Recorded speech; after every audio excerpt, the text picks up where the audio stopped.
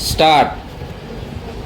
साखर उद्योग हा महाराष्ट्राच्या ग्रामीण अर्थव्यवस्थेचा कणा मानला जातो.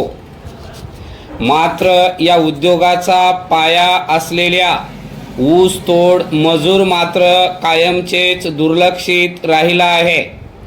सरकारकडून ऊस तोड मजुरांसाठी स्वतंत्र कायद्याचा मसुदा तयार करून तो येत्या हिवाळी अधिवेशनात मांडला जाण्याची शक्यता आहे.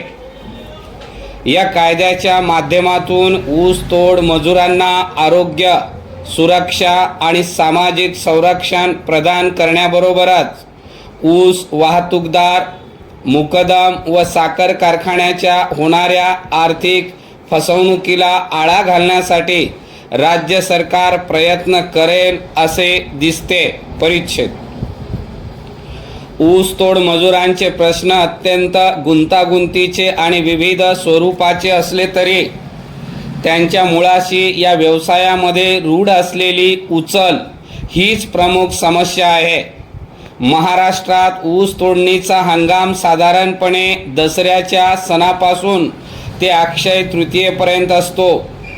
त्यांचे 3 महिने आधीच म्हणजेच श्रावणापासूनच मजुरांना उचल दिली जाते. ती येणाऱ्या हंगामात ऊस तोडून फेडावी लागते. गरिबांना अनेकदा उचल घेण्याशिवाय पर्याय नसतो. सर्वाधिक ऊस तोड मजूर पुरवणाऱ्या बीड जिल्ह्याची जिल्हा मध्यवर्ती बँक बुडणे आणि असंख्य मजुरांना उचल घेऊन कोयता हातात घेण्यास भाग पाडणे हा योगायोग नसून या व्यवस्थेतील विसंगतीचे प्रतीक आहे. परिच्छेद. ऊस तोड मजुरांचे अगदी सुरुवातीच्या काळातील हंगाम स्थलांतर हे पाथर्डी, आष्टी, पाटोदा, शिरूर या डोंगराळ व दुष्काळी तालुक्यामधून पश्चिम महाराष्ट्रातील काही साखर कारखान्यांकडे होत असे. या भागातील निवडक अल्पभूधारक शेतकरी कुटुंबाचा जगण्याचा आणि जनावरे जगविण्याचा ऊस तोड हा केवळ जोडधंदा होता.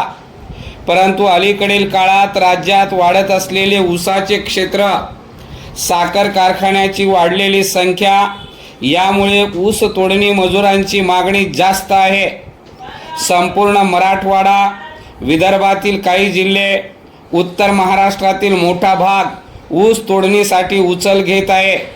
मुकदमाकडून घेतलेली उचल फेडण्यासाठी त्यांना अत्यंत प्रतिकूल परिस्थितीत पहाटेपासूनच मेहनत करावी लागते.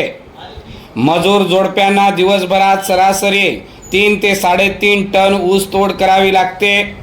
तरीही दिवसाला जास्तीत जास्त 750 रुपये पदरात पडतात. ऊस तोडणीचा सीझन कमीत कमी 140 दिवस चालला पाहिजे, परंतु असे होत नाही. गत वर्षी तर केवळ 83 दिवसच सीझन झाला. त्यामुळे मागील हंगामातील थकबाकी आणि पुढच्या हंगामातील देण्यात येणारी उचल यामुळे मजूर कायमस्वरूपी कर्जाच्या जाळ्यात अडकतात.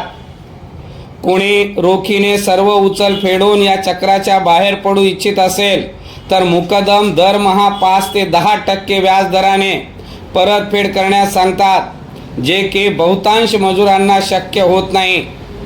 परिणामी ऊस तोडीच्या दुष्टचक्रातून बाहेर पडता येत नाही व वेठबिगारीचे जीवन जगावे लागते.